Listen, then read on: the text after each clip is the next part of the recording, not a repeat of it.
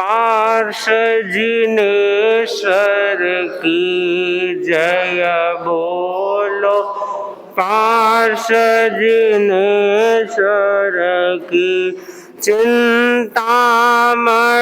सम अखिलेश्वर की चिंतामणि सम अखिलेश्वर की जय बोलो पार्षजिनेश्वर की जय बोलो पार्षजिनेश्वर की। वामाक नंदन मनहारी वामाक नंदन मनहारी वंदन करते हैं नर नारी वंदन करते हैं नर नारी। उस सकल सिद्धि क्षेमंकर के उस सकल सिद्धि क्षेमंकर के जय बोलो पार्षजिनेश्वर की जय बोलो पार्षजिनेश्वर। मंगलमय जीवन दाता है मंगलमय जीवन दाता। जन जन के भाग्य विधाता है जन जन के भाग्य विधाता है। उस शांत दांत तीर्थेश्वर के उस शांत दांत तीर्थेश्वर के जय बोलो पार्षजिनेश्वर की जय बोलो पार्षजिनेश्वर की। प्रभु नाग युगल को तार दिया प्रभु नाग युगल को तार शरणागत का उद्धार किया शरणागत का उद्धार किया। ओम जय ह्रीं श्रीं विमलेश्वर की ओम जय ह्रीं श्रीं विमलेश्वर की जय बोलो पार्षजिनेश्वर की जय बोलो पार्षजिनेश्वर की। चिंतामणि सम अखिलेश्वर की चिंतामणि सम अखिलेश्वर जय बोलो पार्षजिनेश्वर की जय बोलो पार्षजिनेश्वर की। ओम धाम युग प्रधान मां तपस्वी आचार्य श्री महाश्रमण जी पावन चरणों में कोटि कोटि वंदन। श्रद्धेय मुनिश्री के पावन चरणों में भावभरा वंदन। मुनिवृंद उपस्थित समस्त श्रावक श्राविकागण। आगम सूक्त में कहा गया है मेधावी जानिज धम्मम, अर्थात मेधावी को धर्म का ज्ञान करना चाहिए। दुनिया में व्यक्ति अनेक प्रकार का ज्ञान प्राप्त करता है। जानना मनुष्य की वृत्ति रही है, जिज्ञासा, उसके भीतर में जिज्ञासा होती है कि मैं जानूं। छोटा बच्चा होता है, पूछता रहता है ये क्या है, ये क्या है, ये क्या है, छोटी छोटी चीज़ों के बारे में पूछता रहता है। तो मनुष्य की वृत्ति है जानना, जिज्ञासा करना। जानना बुरा नहीं है, ज्ञेय, समस्त पदार्थ ज्ञेय, समस्त वस्तु ज्ञेय है। ज्ञेय अपने आप में बुरा नहीं है, जानना बुरा नहीं है, जानना अच्छा है, परंतु जानने के साथ जब राग द्वेष जुड़ता है तब वह कई बार अहित कर बन जाता है, वह कर्म बंधन का कारण बन जाता है। इसलिए कहा गया कि जानो पर ज्ञाता दृष्टा भाव से जानो, सम भाव से जानो, आत्म भाव से जानो। जब ज्ञाता दृष्टा भाव से जानोगे तो सिर्फ आप जान रहे होगे, और जानना तो आत्मा का गुण है। इसलिए ज्ञाता दृष्टा भाव का विकास हो, तो विकास कैसे होगा? तब कहा गया कि मेधावी को धर्म का ज्ञान करना चाहिए। जब धर्म का ज्ञान होगा तब व्यक्ति ज्ञाता दृष्टा भाव का विकास कर पाएगा, समभाव का विकास कर पाएगा, वह प्रतिक्रिया से मुक्त रह पाएगा और अनुस्रोत में नहीं बह पाएगा, वह प्रतिस्रोत में भी स्थिर रह पाएगा। तो जरूरी है कि हम धर्म को जानें। धर्म को हम सभी मानते हैं, दुनिया में धर्म को मानने वाले बहुत हैं, करोड़ों की संख्या में अपने अपने धर्मों को मानते हैं, श्रद्धा होती है, विश्वास होता है, आस्था होती है। परंतु मानने से पहले जानना जरूरी है। मानना तब सार्थक होगा जब हम पहले जानने का कोर्स कर लेंगे, और जब जान लेंगे तब हम धर्म के भीतर गहराई से प्रवेश कर पाएंगे। और जब जानते नहीं है, सिर्फ मानते हैं, तो वह ऊपरा ऊपरी मानते हैं, भीतर गहराई तक नहीं पहुंच पाते। तो पहले जानना है, फिर मानना है, और उसके बाद जीना है। जीना कब आएगा? जीवन में कब आएगा? जब हमारे वह बात जान ली जाएगी, दिमाग में बैठ जाएगी, मन में बैठ जाएगी, तब जीने की बात आएगी। नहीं तो जीने की बात नहीं आएगी। नहीं तो क्या होगा? थोपा गया धर्म लोक लाज से लोग करते रहेंगे, सामूहिक स्थान में करते रहेंगे। सब लोग सामूहिक कर रहे हैं, मैं नहीं करूंगा तो अच्छी नहीं लगेगी। परंतु जहां पर निजता का प्रश्न है, एकांत का प्रश्न है, वहां पर वह धर्म से विमुख हो जाएगा। तो मेधावी कौन है कि जो एकांत में भी धर्म को नहीं छोड़ता है, अकेला है उस समय भी धर्म को नहीं छोड़ता है, धर्म में दृढ़ रहता है, वह मेधावी होता है। यानी कि उसके भीतर की चेतना में धर्म रम चुका है, इसलिए वह धर्म नहीं छोड़ेगा।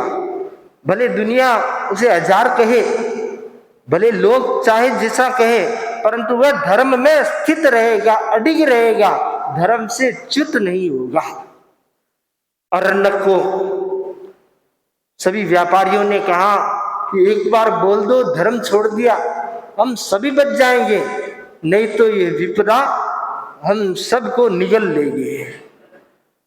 अरण्यक ने विचार किया, धर्म कोई चोड़ा थोड़ी है जो जब चाहे खोल के खूंटी पे टांग दिया, जब चाहे खूंटी से उतार कर पहन लिया। धर्म तो छोड़ा नहीं जाता, ग्रहण किया जाता है, जीवन में उतारा जाता है। ये कोई छोड़ने की वस्तु नहीं है। शरीर छूट जाता है, कोई बड़ी बात नहीं, शरीर तो एक दिन छूटेगा ही छूटेगा, पर भव तो जाना ही है। परंतु अगर धर्म छोड़ दिया तो फिर शरीर रखने का भी क्या फायदा है? शरीर रह भी जाएगा तो क्या फायदा है? भारतवर्ष में कहा जाता है, रघुकुल रीति सदा चली आई, प्राण जाई पर प्रण नहीं जाए। तो प्रण का महत्व है, संकल्प का महत्व है, धर्म में स्थित होने का महत्व है, धर्म छोड़ने का महत्व नहीं है। कुछ लोग बड़े संकोची स्वभाव के होते हैं। संकोची किसमें? पाप कार्य में संकोच नहीं करते हैं, पाप कार्य करना है, दोस्तों के साथ करना है, एकांत में करना है, परिवार के साथ करना है, तो पाप कार्य में तो कोई संकोच नहीं होता। पर जब धर्म छोड़ने की बात है, धर्म करने की बात है, उस समय संकोच हो जाता है कि अरे मैं कैसे करूं धर्म, मेरे 4 दोस्त कर रहे हैं, जो कार्य कर रहे हैं मुझे भी वही करना पड़ेगा। वहां पर संकोच ले आते हैं, मतलब अच्छे कार्य में संकोच कर लेते हैं और पाप कार्य में विस्तार कर लेते हैं। तो वह संकोच नहीं, वह तो पतन का रास्ता है, पतन की धारा है। तो अरण्यक दृढ़ता के साथ ठान कर बैठ गया कि मुझे धर्म नहीं छोड़ना है, चाहे जो कुछ हो जाए। देवता ने जहाज को आकाश में उठा लिया और कहा कि अगर नहीं छोड़ोगे तो मैं जहाज को यूं ही समुद्र में छोड़ दूंगा, जहाज बिखर जाएगा, टूट जाएगा, सब लोग मर जाओगे। धमकी मिलने के बावजूद भी, इतना भय का स्थान उत्पन्न होने के बावजूद भी, उसकी एक रूम में भी धर्म छोड़ने की बात, मन के किसी कोने में धर्म छोड़ने की बात नहीं आई। इतना वह दृढ़ था। देवता देख रहा था कि अरण्य क्या सोच रहा है, क्या करता है। वह तो परीक्षा करने आया था। अरण्य वही जहाज पर कायु सर्ग में लीन हो गया। आखिर देवता ने हार मान ली। वह प्रकट हुआ और बोला कि आपकी जो धर्म के प्रति आस्था है, श्रद्धा है, वह प्रशंसनीय है, स्तुत्य है। मैं आपकी प्रशंसा करता हूं। इंद्र ने देव सभा में आपकी प्रशंसा की है, मैं देखने के लिए आया था और मैंने देखा कि जैसी प्रशंसा की है वैसे ही आप हो।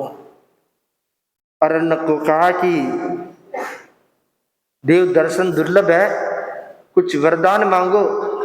अरण्यक ने कहा भाई मुझे तो कुछ नहीं चाहिए। अगर आप में से कोई होता और कोई देव आपको आकर कहे कि वरदान मांगो, तो आप क्या मांगते हैं? न जाने क्या क्या मांग लेते हैं। परंतु अरण्यक बोला कि मुझे देव से नहीं चाहिए, मुझे तो मेरे भुजाओं से चाहिए, मेरे पुरुषार्थ से चाहिए। जो पुरुषार्थ से मिलता है वही सुख देता है, और जो बिना पुरुषार्थ के इधर उधर से दबा लिया जाता है वह आज नहीं तो कल दुख देगा, पीड़ा देगा। तो अरण्यक ने कहा कि मुझे कुछ नहीं चाहिए, देव गुरु धर्म के प्रताप से, मेरे पुरुषार्थ से जो मुझे मिला है उसी में संतुष्ट हूं। देव ने कहा नहीं नहीं, तुम मत मांगो, पर हमारा भी तो अपना सिस्टम है। और 2 जोड़ी कानों के कुंडल, दिव्य कुंडल युगल दिए, और देव उन लोगों से बोलकर गया कि धर्म, जैसे अरण्यक धर्म में दृढ़ है वैसे तुम भी दृढ़ बनो। और अंतर ध्यान हो गया। कहने का तात्पर्य है कि धर्म में दृढ़ता जब उतर आती है तब कोई भी परिस्थिति उसे विचलित नहीं कर पाती है। और जब धर्म में दृढ़ता नहीं होती है, धर्म को जाना हुआ नहीं होता है, तब छोटी सी विपरीत परिस्थिति आते ही व्यक्ति विचलित हो जाता है। तो धर्म में स्थित होना है तो धर्म का ज्ञान करें, जानकारी प्राप्त करें। मैं सामायिक कर रहा हूं, मैं क्यों कर रहा हूं, सामायिक से मुझे क्या मिलेगा, सामायिक की विधि क्या है, सामायिक से मुझे कितना फायदा होगा, सामायिक से किस प्रकार संवर और निर्जरा प्राप्त होगी, आदि आदि जो चीज कर रहे हैं उसका पूरा जानकारी करना चाहिए, जिससे उसके प्रति हमारी निष्ठा और अधिक गहरी हो सके। निष्ठा तो है, परंतु उसमें और गहराई लाने के लिए उसको जानना जरूरी है। तो धर्म की हर क्रिया जो लाजवाब है, जानने पर वह और अधिक असरकारी बन जाती है और व्यक्ति के चित्त को दृढ़ बना देती है। इसलिए आगम सूक्त में कहा है, जो मेधावी पुरुष है, मेधावी आदि जो मोक्ष मार्ग का पथिक है, जो कल्याण चाहता है, जो अनंत सुख चाहता है, वह व्यक्ति धर्म का ज्ञान करे। तो हम सभी धर्म के क्षेत्र में आगे बढ़े, उससे पहले उसकी जानकारी प्राप्त करें, ज्ञान प्राप्त करें, और वह ज्ञान हमें दर्शन की ओर, दर्शन से चारित्र की ओर, चारित्र से तप की ओर ले जाए और वही ज्ञान दर्शन चारित्र और तप हमें मोक्ष की ओर ले जाने वाला होगा। इन्हीं मंगल भावनाओं के साथ ओम आराम।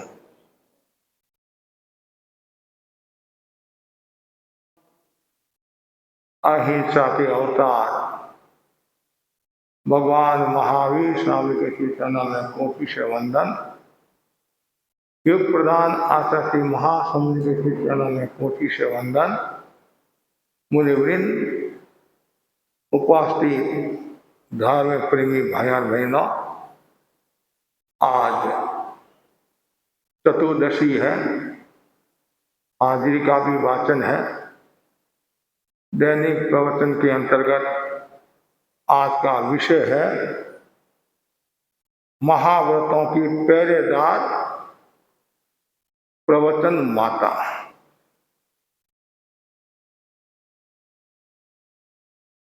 भगवान महावीर ने धर्म के दो प्रकार बताए हैं, आगाध धर्म, अनगाध धर्म।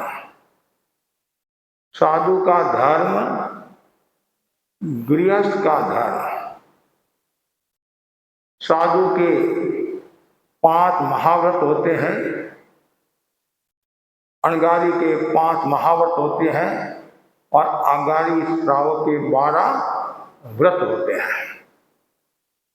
दुनिया में व्रत का बहुत बड़ा महत्व है।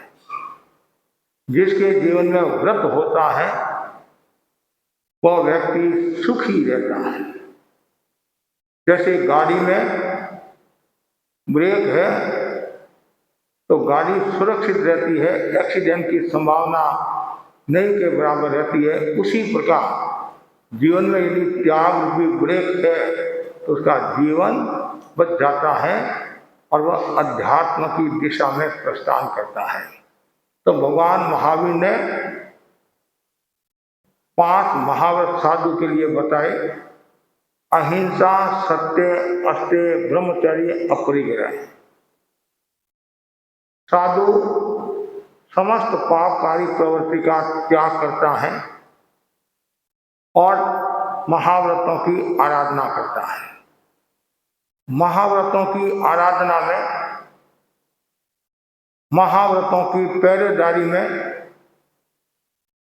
प्रवचन माता का भी बहुत बड़ा महत्व है, बहुत बड़ी भूमिका रहती है। खेत की सुरक्षा में बाढ़ काम आती है, उसी प्रकार महाव्रतों की सुरक्षा में, पहरेदारी में 8 प्रवचन माता काम आती है। जिस प्रकार माँ बच्चों का ध्यान रखती है, परिवार का ध्यान रखती है, उसी प्रकार 8 प्रवचन माताएं महाव्रतों का ध्यान रखती है। 8 प्रवचन माता में 5 समिति और 3 गुप्ती है। समिति प्रवृत्ति है और गुप्ती निवृत्ति है।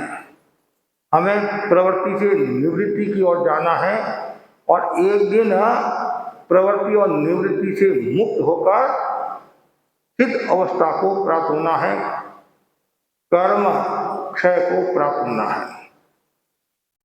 समिति में पहली समिति है इरिया समिति, और ये जो 5 जो समितियां हैं अहिंसा महाव्रत से संबंध रखती है। अहिंसा महाव्रत की जो भावनाएं बताई है, 5 महाव्रत की 25 जो भावना हमारे आगमों में बताई है, तो अहिंसा महाव्रत की जो पहली भावना है वह है इरिया समिति। देख देख कर चलना, युग प्रमाण भूमि अर्थात शरीर प्रमाण। तो बहुत जरूरी है देख कर चलना। नीचे देखे 3 गुण, पड़ी वस्तु मिल जाए, ठोकर की लगे नहीं, जीव दया टल जाए, पल जाए। तो कितनी सुंदर बात की है, देख देख कर चलना। और देख देख कर चलने से व्यक्ति की जागरूकता बढ़ती है, एकाग्रता बढ़ती है, और मन भावी स्वस्थ रहता है। देख देख कर चलने से चंचलता कम होगी, बुरे विचार नहीं आएंगे, अनावश्यक विचार नहीं आएंगे। क्यों? आप देख देख कर चल रहे हैं। उत्तराधीन सूत्र में बताया गया है तब मुक्ति तब पूर्व कार्य। आप जो कार्य करे हो उसी में तल्लीन रहना। गमन योग, परीक्षा ध्यान का जब शिविर लगता है उसमें गमन योग कराया जाता है। चलना एक बात है, गमन योग दूसरी बात है। गमन योग का मतलब केवल चल रहा हूं उसी का ध्यान रहना चाहिए। और ऐसे आप चलते हैं तो दूसरी बातें भी बहुत दिमाग में आ जाती है। आप कार चला रहे हैं, आदि चला रहे हैं, तो दूसरी बातें भी खूब आ सकती हैं। लेकिन गमन योग में केवल मुझे चलना है, क्रिया समिति पूर्वक। और साधु के लिए विशेष ध्यान रखने की बात है, चलते समय बात नहीं करे, हंसता ये क्या दौड़ता दौड़ता नहीं चले, भागता भागता नहीं चले, इधर उधर देखता हुआ नहीं चले। और इधर उधर देखता हुआ चलेगा कभी ठोकर भी लग सकती है, नीचे भी गिर सकता है और जीवों की विराधना भी हो सकती है। तो क्रिया समिति बहुत महत्वपूर्ण है।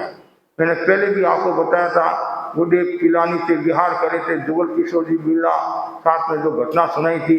तो क्रिया समिति का कितना बड़ा महत्व है, ये सबको ध्यान में रखने की बात है। हमारे श्रावक भी कुछ ऐसे हुए हैं, जैसे मदन सिंह जी गोठी, वो भी क्रिया समिति में बहुत सजग थे। क्रिया समिति में सजग ऐसा बताया जाता है। और हमारे संतों में भी मुनि भीमजी स्वामी आमेर के थे, वो क्रिया समिति में बहुत सजग थे। गुरुदेव तुलसी क्रिया समिति में बहुत सजग थे। और वर्तमान में आचार्य महासंघ जी क्रिया समिति में बहुत सजग है। हमारे एक संत हुए मुनि रंगलाल जी, फिर कालांतर में संत से अलग हो गए, उनके बारे में बताया जाता है उनकी क्रिया समिति सदी हुई थी। मतलब इतनी जागरूकता के साथ चलते थे, बस केवल चलते समय उनका ध्यान चलने में ही रहता था, जीव विराधना न हो जाए। पृथ्वी का है, अब का है, तेजस का है, वायु का है, वनस्पति का, तर्स का है, इस 6 जीवनी काय से हिंसा से व्यक्ति को बचना चाहिए। तो क्रिया समिति का बहुत बड़ा मूल्य बताया गया है। और जितनी ज्यादा क्रिया समिति सदेगी और अहिंसा महाव्रत आपका पुष्ट होगा, शक्तिशाली होगा। और दूसरा जो बताया गया है भाषा समिति। भाषा समिति का मतलब क्या है? विवेक के साथ बोलना, विवेक के साथ बोलना और सौम्य भाषा का प्रयोग नहीं करना। तो बहुत जरूरी है भाषा। और भाषा समिति का पग पग पर मूल्य है। और साधना में भाषा की महत्वपूर्ण भूमिका रहती है, व्यवहार में भाषा की महत्वपूर्ण भूमिका रहती है। वाणी का काम बहुत विचित्र है। मन अपने भीतर रहता है, उसका दूसरों को पता नहीं चलता है। हिंसा बहुत सारी समस्याएं वाणी के कारण पैदा होती है। तो हिंसा होती है, घर में कलह का वातावरण बनता है और सभा संस्थाओं में कलह का वातावरण बनता है। उसमें एक महत्वपूर्ण भूमिका वाणी की होती है। सारा खेल वाणी व्यवहार का है। आपका व्यवहार कैसा है, आपकी भाषा कैसी है, तो सब कुछ है। यदि भाषा में कलुषता है, भाषा में कठोरता है, भाषा में वैमनस्य का भाव है, भाषा में गर्व का भाव है, तो समझना चाहिए आप किसी के साथ संबंध अच्छे स्थापित नहीं कर सकते हैं। यदि आपकी भाषा में मधुरता है, आपकी भाषा एकदम गंभीर है, तो लोग आपसे जुड़ेंगे, आपका मूल्य बढ़ जाएगा। तो इसलिए कहा गया है जितनी भी जो समस्याएं आती हैं, कलह का जो वातावरण निर्मित होता है, उसमें भाषा की महत्वपूर्ण भूमिका रहती है। इसलिए आदमी को कम बोलना चाहिए और बहुत ज़्यादा बोलना अच्छा नहीं है। ज़्यादा बोलने से भी समस्या आती है। अनावश्यक बोलता है तो एलर्जी आपकी समाप्त होती है और लोग एनर्जी आपकी समाप्त होती है और लोग आपसे एलर्जी करते हैं, घृणा करते हैं। कोई भी व्यक्ति यदि ज़्यादा बोलता है उसका मूल्य नहीं होता है। सब सीमा में, कभी जो सीमा में बोलता है, हमारे कुछ वक्ता भी ऐसे हैं तो बहुत थोड़े शब्दों में सार्थपूर्ण बात बता देते हैं। और कुछ ऐसे भी हैं कि भाई मौका मिला है, बार बार तो मौका मिलता नहीं है, मौके पर चौका छक्का मार दो, वापिस नंबर मिलेगा कि नहीं मिलेगा, बड़ी मुश्किल से ये इसे मिला है, मंच मिला है, माइक मिला है, ऐसी बात नहीं है। यदि आप थोड़ा बोलोगे, विवेक के साथ बोलोगे, सार गर्भित बात बताओगे, और भी कभी मौका मिल सकता है और लोग भी आपसे एलर्जी नहीं करेंगे। और यदि आप ज़्यादा बोलोगे तो लोग भी बार बार कहने लग जाएंगे। कभी कभी हमारे साधु संतों को भी कहने लग जाते, महाराज हम आपको सुनने के लिए आए हैं, इनको सुनने के लिए नहीं आए हैं, इनको तो रोजाना सुनते ही है, रोजाना ही सुनते हैं। कभी कभी ऐसा भी होता है, लेकिन कभी कभी हमें सामंजस्य भी रखना पड़ता है, कभी कभी मान सम्मान भी रखना पड़ता है, व्यक्ति को भी देखना पड़ता है, संघ की प्रभावना करने वाला है, पद पर है, तो उनका भी हमें ध्यान रखना होता है। लेकिन कोई भी यदि सीमा में बोलता है तो उसका मूल्य बढ़ जाता है, और यदि कोई व्यक्ति सीमा में नहीं बोलता है तो मुश्किल हो जाती है। अब जितने भी महापुरुष हुए हैं उनमें एक सबसे बड़ा जो गुण बताया गया है कि वो बहुत कम बोलते थे, और जितना ज़्यादा व्यक्ति कम बोलता है तो एनर्जी बढ़ती है, साधना उसकी अच्छी होती है, उसका आवामंडल अच्छा होता है। और यदि वो कम नहीं बोलता है, अनावश्यक बोलता है और जैसे कैसे बोलता रहता है, तो फिर क्या पाप बढ़ता है, पाप बढ़ेगा। जैसे उदाहरण के लिए एक किसी नगर में एक बूढ़ा आदमी था, तो वो कोई कार्य के लिए दूसरे गांव में जाता है और गांव में घूमता है कि मुझे रात्रि निवास करना है। तो एक बुढ़िया भली थी, उसने कहा कोई बात नहीं, तुम मेरे यहाँ आ जा और पीछे जो बाड़ा है उस बाड़ा में तू रह जा, वहाँ व्यवस्था की हुई है, वहाँ रह जा। और बुढ़िया है वो अपना गोबर का काम करी थी, भैंस आदि थी उनकी सेवा करती आदि। अब वो जो बूढ़ा आदमी था वो कुछ न कुछ बोलता रहता है, कुछ लोग बोलते हैं तो प्रिय लगता है, कुछ लोग बोलते हैं अप्रिय लगता है, और कुछ लोग हैं अनावश्यक बोलते रहते हैं। उसे रहा नहीं गया, बुढ़िया तुम्हारी भैंस जो है वो 125 किलो की है, कितने 125 किलो की भैंस है, और 2 मन से ऊपर की भैंस है, 3 मन की भैंस है, और ये तुम्हारा दरवाजा तो छोटा है, दरवाजा छोटा है और भैंस मर गई, तो इसको तुम बाहर कैसे निकालेगी। जैसे ये कहा, चुप मूर्ख आदमी, एक तो मैंने तुम्हारे को रहने के लिए स्थान दिया और तुम ऐसा बोल रहा, तुम्हारे में शर्म है नहीं है, साथी बुद्धि नाटी। 17 बातें सुनाई, चुप हो गया। फिर उसे रहा नहीं गया, थोड़ी देर के बाद में उसके पुत्र वधू आई, सासू जी के पास में कोई काम था, और पुराने समय में चूड़ा पहनते थे। बुढ़िया ये कौन है? ये मेरी पुत्र वधू है, कल तुम्हारा बेटा मर गया तो ये चूड़ा क्या काम आएगा, विधवा हो जाएगी, क्या काम आएगा।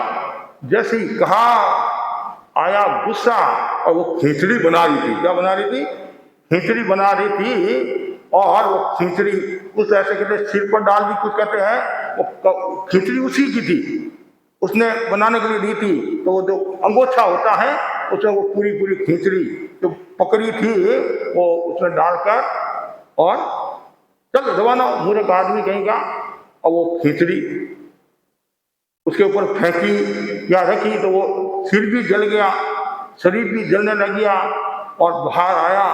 लोगों ने कहा क्या जरा था, पानी जरा था, क्या जरा था, क्या जरा है, क्या बात है भाई, कौन है तू? कि वाणी जर रही है।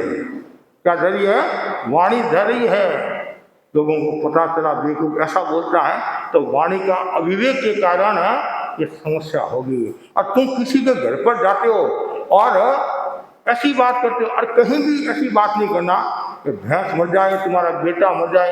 एक तो तुम्हारे को स्थान दिया, मतलब कृतज्ञता ज्ञापित करना तो दूर, और दूसरी बात ऊपर से यदि ऐसा आदमी बोलता है तो परिणाम क्या आएगा। इसलिए वाणी का स्वयं जरूरी, भाषा का स्वयं, भाषा समिति साधु के लिए तो भाषा समिति का बहुत बड़ा मूल्य है।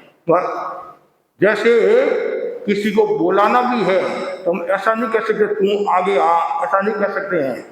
ऐसे आगे सेवा कर सकता है तो मेरी यहाँ सेवा कर सकता है, और स्थान की हमारी आवश्यकता है, लाइट की आवश्यकता नहीं है, पंखे की आवश्यकता नहीं, हमारी भाषा मर्यादा के अनुसार बोलना होता है। डॉक्टर को भी बुलाना है तो क्या वो इधर आता हो तो दर्शन कर सकता है? ऐसा नहीं कहते आप डॉक्टर को बुलाओ, अमुक को बुलाओ। क्यों? आदेशात्मक भाषा नहीं बोलना है, निश्चयकारी भाषा भी साधु को नहीं बोलना है, सत्य भाषा में भी प्रिय सत्य भाषा बोलना है। तो भाषा का बहुत बड़ा मूल्य है। तो साधु को तो पग पग पर भाषा का ध्यान रखना पड़ता है, और यदि पग पर भाषा का ध्यान नहीं रखते हैं तो आनंद राम जी स्वामी की तरह समस्या हो जाती है। डूंगरगढ़ के कहा था नहीं, ये अंधी है क्या? अंधी है, ध्यान की कोठी है। मतलब सदमस्त है, किसी से कुछ बोला जा सकता है, लेकिन सावधानी रखने की होती है। एक आदमी मिला, एक युवक, वह बोला तुम्हारी आकृति को देखकर ऐसा लगता है तुम्हारे पूर्वज बंदर थे। तुम्हारी आकृति को देखकर ऐसा लगता है तुम्हारे पूर्वज बंदर थे। तो वो भी कम नहीं था। वो बोला तुम्हारी आकृति को देखकर ऐसा लगता है वर्तमान के मनुष्य बंदर है। वर्तमान के मनुष्य, तो उसने अतीत पूर्वज के बारे में बताया, इसने वर्तमान के बारे में बता दिया। ये क्यों हुआ?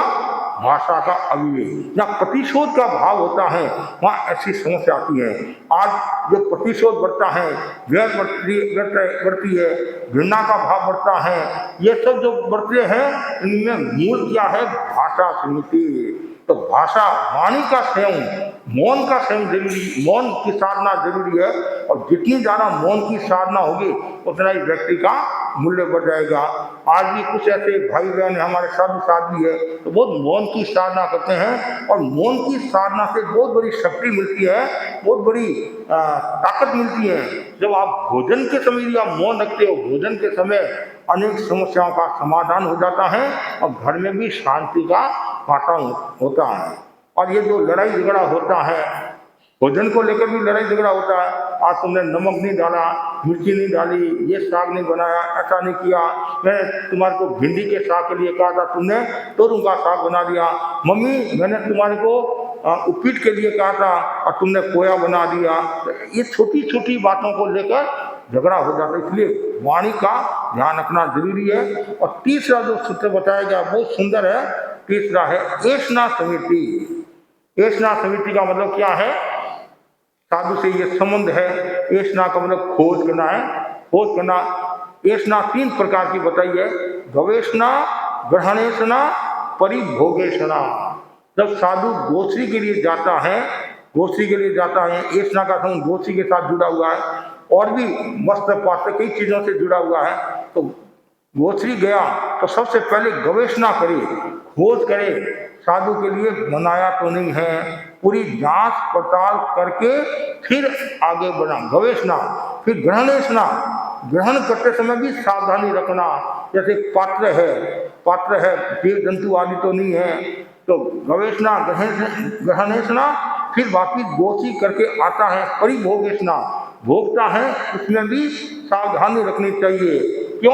ऐसा समिति का संबंध हमारे आर के साथ जुड़ा हुआ है, आर के साथ जुड़ा हुआ है। तो यहाँ बहुत सुंदर कहा गया है, ये ऐसा समिति का एक अंग है मांडलिक दोष। हमारे आचार बोध आदि में आता मांडलिक दोष। तो मांडलिक दोष से तात्पर्य है आहार में रस लोलुपता न बने, इसलिए 5 मांडलिक दोषों का विधान है। लगे दोष इंगान, करे प्रशंसा भोज्य की, निंदा निरस निभा, धूम दूसरा मांडली, बिन कारण आहार, स्वाद वृत्ति संयोजना, मात्रा का परिहार, दोष मांडलिक 5 लिए। तो कितना सुंदर है। तो हम जो भी भोजन करते हैं वो किसके लिए भोजन करना? स्वाद के लिए भोजन नहीं करना है। साधना में भोजन सेव भी होता, उस दृष्टि से करना गया। बहुत सुंदर कहा गया है। एक सूफी संत ने प्रश्न किया, सूफी संत ने प्रश्न किया, भिक्षा मांगना पुण्य है या पाप?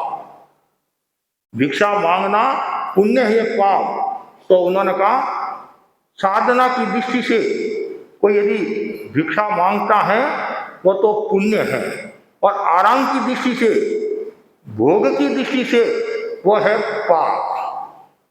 उसको हम इस रूप में घटा सकते हैं, ज्ञान आराधना, दर्शन आराधना, चारित्र आराधना, तपा आराधना, गिरिया आराधना के लिए कोई रोटी मांगता है तो बुरी बात नहीं है, और लेकिन आराम के लिए, पेट भरने के लिए, शरीर को हृष्ट पुष्ट बनाने के लिए यदि गोची करता है वो पाप है, ऐसा आचार्य महाप्रज्ञ जी ने किताब में लिखा है। तो कितनी सुंदर बात बताई है। हम जो भोजन करते हैं वो भोजन किस लिए करते हैं? शरीर के लिए नहीं करते हैं। कुछ कारण है हमारे, 6 कारणों से साधु भोजन कर सकता है और 6 कारणों से साधु भोजन नहीं कर सकता है। जैसे ईर्ष्या समिति के लिए, आंख के लिए आदि के लिए ऐसे भोजन करते हैं। तो भोजन में स्वाद का भाव नहीं आना चाहिए। भोजन में यदि स्वाद का भाव आ गया तो आप साधु नहीं साधु बन जाओगे, साधु नहीं साधु बन जाओगे तो दोष लगेगा। मंगू आचार्य का उदाहरण आपके सामने है, पुंडरीक मुनि का उदाहरण आपके सामने है, और भी अनेक उदाहरण मिल सकते हैं जिन्होंने भी कृष्णा समिति में भोजन में विवेक नहीं रखा तो नुकसान हुआ, साधना से च्युत हो गए। और आचार्य भिक्षु ने शील की 9 बार में कितना सुंदर कहा है कि पुंडरीक के लिए कि भोजन की आसक्ति रस लोलुपता के कारण मरकर कहाँ गए हैं? 7वीं नारकी में गए हैं, 7वीं नारकी में। तो बहुत जरूरी है कृष्णा समिति में सावधानी रखना। आचार्य भिक्षु ने भी कहा था कि आप गोची के लिए जाते हैं पहले दातार की भावना देखना, दातार की भावना देखे तो चतुर नहीं तो मूर्ख। कितना सुंदर का है दातार की भावना। जो चीज आपको प्रिय है वो चीज गृहस्थों को भी प्रिय है, इसलिए बहुत सावधानी पूर्वक पूरी जांच पड़ताल करके घर की स्थिति देखकर गोचरी करना चाहिए। क्यों? भावना बढ़ाने वाली हम हैं और भावना घटाने वाले भी हम हैं। उदाहरण के लिए आता है, कोई पुराने समय की कोई बात होगी, साध्वी श्री गोची के लिए गए और भक्ति भावना से श्रावकों ने 1 पात्री दूध बहराया, 1 पात्री दूध बहराया। तो साध्वी ने सोचा घर शाकाहारी है, भक्ति वाला है, तो दूसरी बार गए, एक दिन छोड़ कर जैसे गोची करते हैं तो आधी पात्री, तीसरी बार में फिर 1 टोक से। अब भावना बढ़ाने वाले ही हम हैं और भावना घटाने वाली हम हैं, इसलिए बहुत सावधानी रखना। समय समय पर लोग भावना बांटते हैं तो ठीक है, आपकी भावना जैसा अवसर होगा वैसा देखेंगे। और जो लंबे समय तक साधु साधुओं को रहना है तो वहाँ तो बहुत विवेक रखना होता है।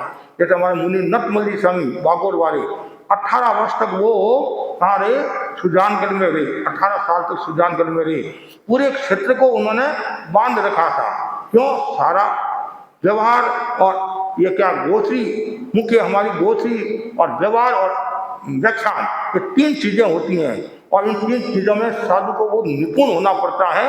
एक क्षेत्र में लंबे समय तक रहना है तो बहुत सावधानी, नहीं तो क्या होता है 4-6 महीनों के बाद ही श्रावक कहने लग जाते हैं महाराज कब विहार करें, कब विहार करें, कब विहार करें। अरे अभी तो आए हैं कि कब विहार करें। और कुछ तो हमारे श्रावक ऐसे होते हैं महाराज मंगल भावना का टाइम आ गया है, क्या मंगल भावना का टाइम आ गया है, पहले ही वो घोषणा कर लेते हैं। अभी गुरुदेव ने तो फरमाया ही नहीं है। हमारे श्रावक कितनी हमारी चिंता करते हैं, कितनी चिंता करते हैं कि महाराज का जल्दी से जल्दी यहाँ से विहार हो जाए और दूसरों को मौका मिले, दूसरों को मौका मिले। क्यों हम ऐसा सोचते हैं? हम गुरु फरमाएंगे तो हमारा तो सब वही है, लेकिन हमारे श्रावक कुछ है एडवांस होते हैं, कहते नहीं बस। और कभी कभी पीछे और भी कोई कारण हो सकता है। अब किसी व्यक्ति को मान सम्मान नहीं मिलता है, बोलने का मौका नहीं मिलता है, जैसा हम कहें वैसा आप नहीं करोगे तो हम आपके साथ कुछ भी कर सकते हैं। हमारे क्या फर्क पड़ेगा भाई? हमारे को गुरु जहाँ भेजेंगे वहाँ चले जाएंगे। हमने तो छोटे गांव में भी चातुर्मास किए हैं और बड़े गांव में भी चातुर्मास किए, 30 घरों में भी चातुर्मास किए और 6000 घरों में भी चातुर्मास करे हैं। जहाँ गुरु भेजते हैं राजी राजी जाना। मुनि मोहनलाल जी आमेर ने गीत में लिखा नहीं, कोई ने भेजे बम्बई, कोई ने भेजे पाइटू, कोई ने भेजे कलकत्ता, कोई ने भेजे केलवा, और मैं कहना चाहता हूँ कोई ने भेजे दिल्ली, कोई ने भेजे दौलपुरा। राजी राजी जाना, उसी में मजा है, नहीं तो सजा है। तो हम अनावश्यक क्यों सोचे? गुरु का जैसा आदेश है वैसा करने के लिए हर को तैयार रहना चाहिए। गुरु दृष्टि और मुनि दृष्टि की आराधना करने वाला श्रावक वही व्यक्ति प्रगति करता है, वही उन्नति करता है, नहीं तो वो पीछे चला जाता है, रसातल की ओर चला जाता है। इसलिए हमेशा ध्यान को गुरु की दृष्टि क्या है और मुनि की दृष्टि क्या है, संहित में जो कार्य होता है उसको स्वीकार कर लेना चाहिए, ताकि ये नहीं सोचना ये मेरे पक्ष का है, विपक्ष का है। तो मुनि कालूजी स्वामी ने दालगुनी के नाम की घोषणा की। चाहे उनको वो जचा नहीं जचा एग्जाम्पल के लिए, लेकिन संघहित की बात की, संघहित के लिए उन्होंने मुनि दालचंद के नाम की घोषणा की। तो ये जरूरी है संघहित के लिए। तो मैं मूल बात बता रहा था, ये गोचरी की बात बता रहा था। क्षेत्र में मुनि नटमल्ली स्वामी और हमारे मुनि देवरीमल्ली स्वामी, 4 लाख छोटा सा क्षेत्र, बाबूलाल जी हमारे बेटे हैं, कितने 11-12 चातुर्मास किए होंगे और पूरे क्षेत्र को उन्होंने बांधे रखा। हमारे मुनि दशकंदी स्वामी बोरावड़ में वर्षों के वर्ष रहे और हम वहाँ कई बार गए, वहाँ विराटे। तो मुनि पट्टी राजी स्वामी गोची करते, एक एक घर को ऐसे बांधा रखा, बार बार भावना भाते, आज नहीं कल, आज नहीं कल। तो ये बहुत ध्यान रखना पड़ता है। भावना बढ़ाने वाली हम हैं, भावना घटाने वाली भी हम हैं। इसलिए आचार्य भी बार बार हमें सजग करते रहते हैं। आपने कभी देखा होगा कि हम आचार्य को गोची मालूम करते नहीं, गोची मालूम करते हैं तो आप ये सोचते होंगे आचार्य क्या देखते हैं, हाँ ले जाओ। आचार्य पूरा ध्यान से देखते हैं।